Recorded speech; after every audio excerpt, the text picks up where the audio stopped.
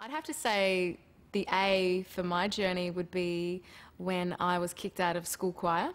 I was like 7 years old at the time, back home in the tropics, and I just wasn't singing along like the rest of the kids, you know, singing the straight melody. I was always harmonising or playing around with something. So instinctively then I knew that I was already starting to create things, you know, that artist, as you would say, wanting to be different to the rest of the group.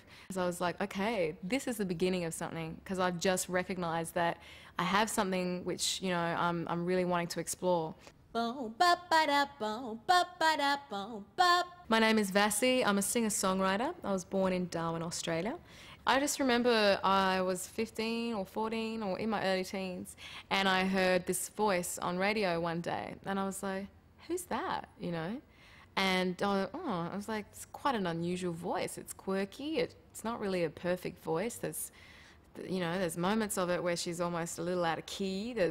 And you know, I waited, the radio presenter was like, and that was, you know, Billie Holiday and this and that. And I was like, who's this Billie Holiday? So I went into a record store and asked about her, and I, you know, discovered that she had this amazing history.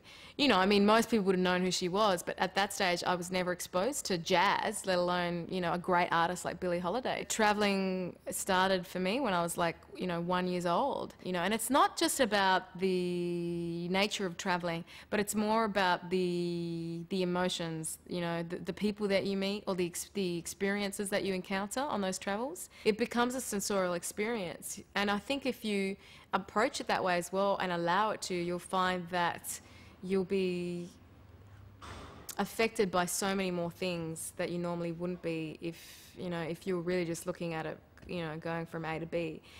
I did a lot of my writing on the road, especially for my debut album. I did most